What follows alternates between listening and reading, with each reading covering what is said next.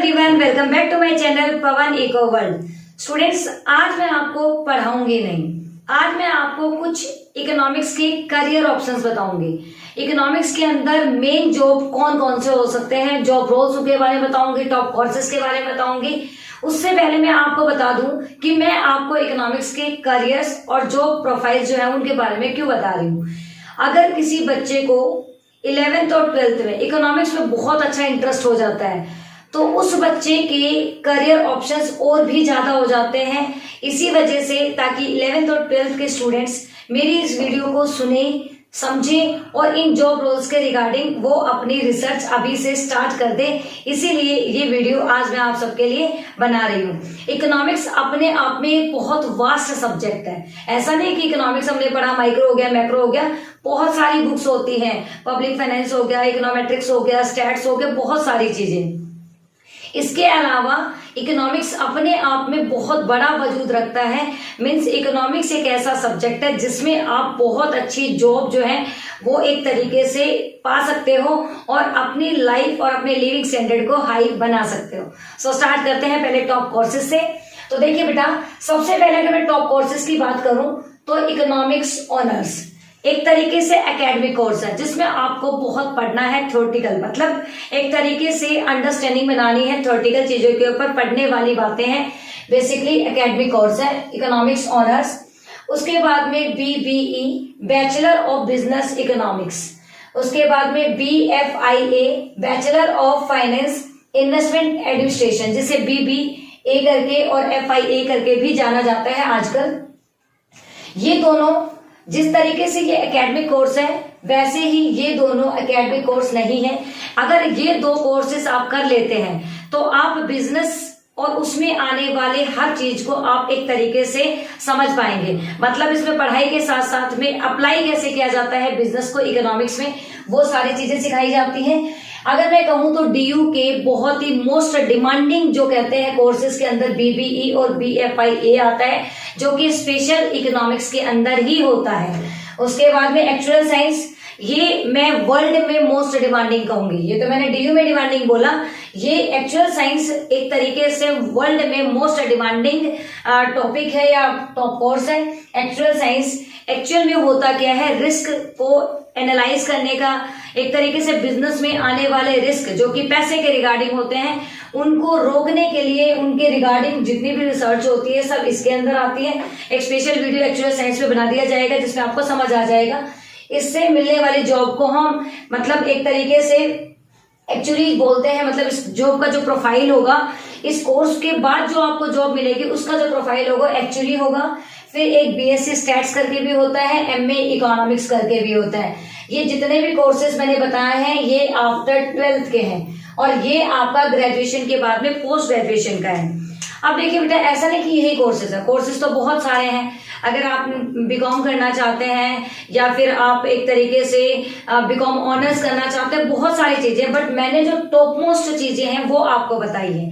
मतलब इकोनॉमिक्स के सब्जेक्ट में अगर आपका इंटरेस्ट है तो आप इन कोर्सेज की तरफ जा सकते हैं और एक तरीके से बहुत अच्छा लग्जरी जो पैकेज होता है वो आप पा सकते हैं। ये तो थे टॉप कोर्सेज।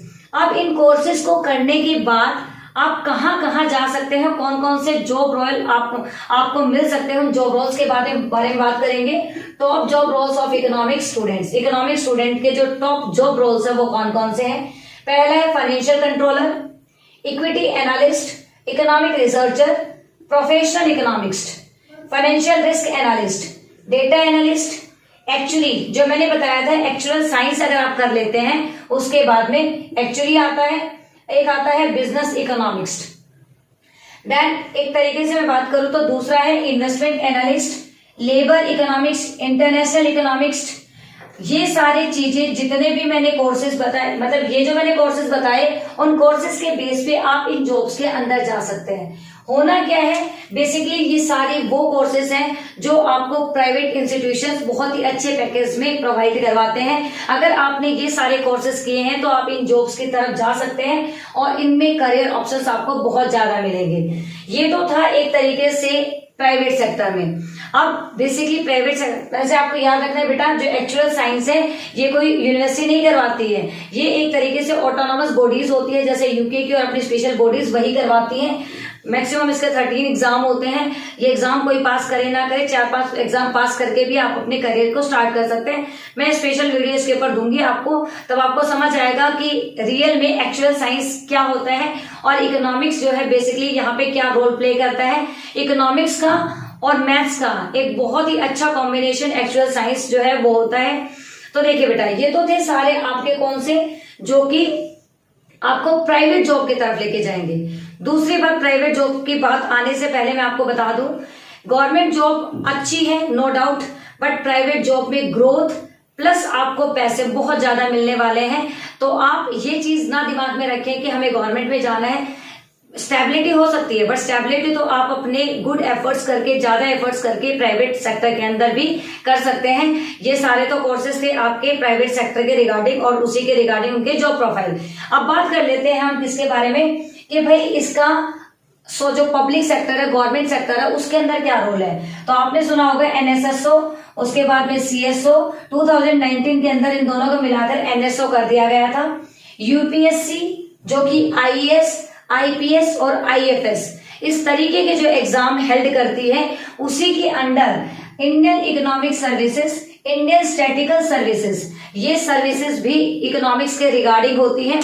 इसमें बेसिकली वही स्टूडेंट अपेयर कर सकता है, वही एलिजिबल है जो कि एमए इकोनॉमिक्स होता है, जिसने एक तरीके से चाहे अप्लाइड इकोनॉमिक्स करी हो, एमए इकोनॉमिक्स की हो, इकोनॉमिक्स जो ऑनर्स है वो कुछ भी किया हो, बेसिकली होना क्या चाहिए, इकोनॉमिक्स का बैकग्राउंड होना चाहिए।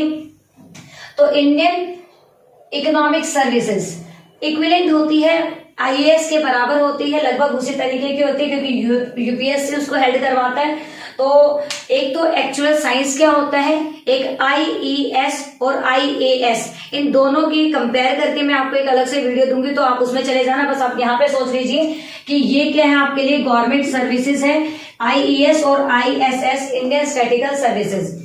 इसके अलावा अगर आपको और भी गवर्नमेंट सेक्टर में जाना है तो आप आरबीआई में भी ट्राई कर सकते हैं, रिजर्व बैंक ऑफ इंडिया जो कि देश का सेंट्रल बैंक है।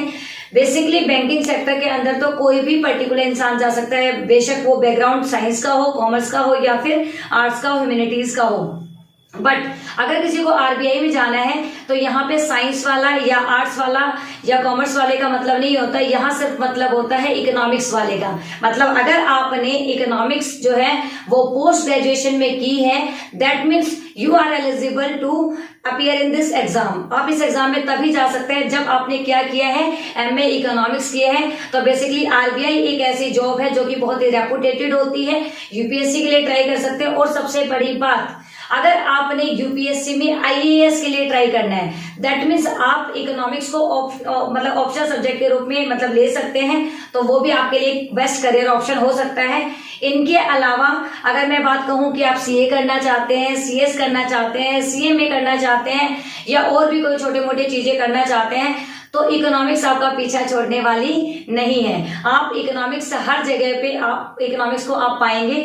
बट मैं आपको सजेस्ट करूंगी, बहुत सारी जो यूनिवर्सिटीज होती हैं, कॉलेजेस होते हैं, वो ये सारे कोर्सेज तभी अवेल करवाते हैं जिसके पास 11th और 12th में मैथ्स होता है। तो अगर आपका इंटरेस्ट मैथ में नहीं है और आपको लगता है कि हमें एक्चुअल साइंस में जाना है, बीएससी स्टैट्स में जाना है, ये इस तरीके के कोर्सेज करने हैं, तो मैं उनको रिकमेंड करूंगी कि प्लीज बेटा या तो आप अपना मैथ्स में इंटरेस्ट बनाइए या फिर आप इन दो की तरफ जाएं तो सही, बट थोड़ा सा सोच के जाएं क्योंकि आगे जाकर आपको बहुत सारी प्रॉब्लम्स फेस करनी पड़ सकती हैं।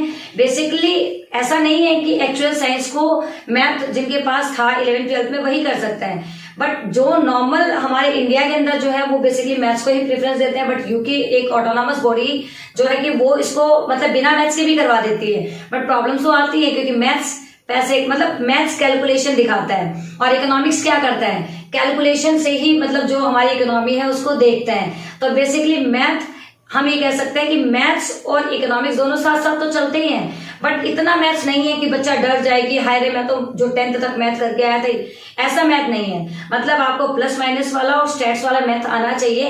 दैट मीन्स आप फिर कुछ भी कर सकते हैं, और करने को तो आप किसी टाइप का मैथ आए वो भी कर सकते हैं। आपके अंदर एक जुनून और जज्बा होना चाहिए। अगर आपने किसी चीज को पैशन बना लिया, आप इजिली उसे क्रैक कर सकते हैं। तो कुल मिलाकर मैंने आपको बहुत सारे जो बेस्ट करियर ऑप्शंस थे इकोनॉमिक्स के वो बता दिए। आपकी मर्जी है, आप प्राइवेट सेक्टर को चूज करते हैं या गवर्नमेंट सेक्टर को चूज करते हैं। अगर आप गवर्नमेंट सेक्टर को चूज करते हैं तो यूपीएससी में आईईएस, इंडियन इकोनॉमिक सर्विसेज, बिल्कुल आईएएस जैसा ही है, तो आप वहां पे भी जा सकते हैं। आरबीआई में जाते हैं, बहुत ही रेपुटेटेड जॉब मिलेगी। अगर आप जाते हैं प्राइवेट सेक्टर की तरफ तो एक्चुअल साइंस जो कि मोस्ट डिमांडिंग है, बहुत अच्छा पैकेज आपको, बहुत ही लग्जरी पैकेज आपको इसमें मिल सकता है।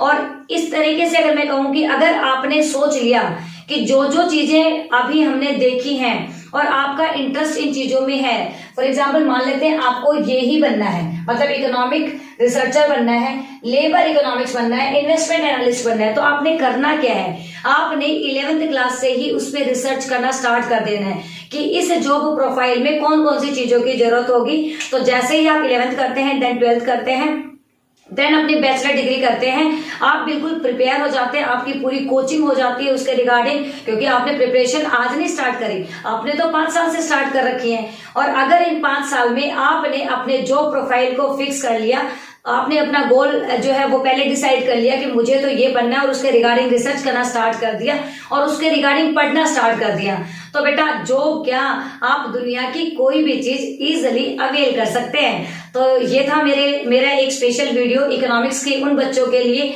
जिनका इंटरेस्ट इकोनॉमिक्स में बहुत ज्यादा है, चाहे वो ह्यूमैनिटीज का हो या फिर वो कॉमर्स का हो।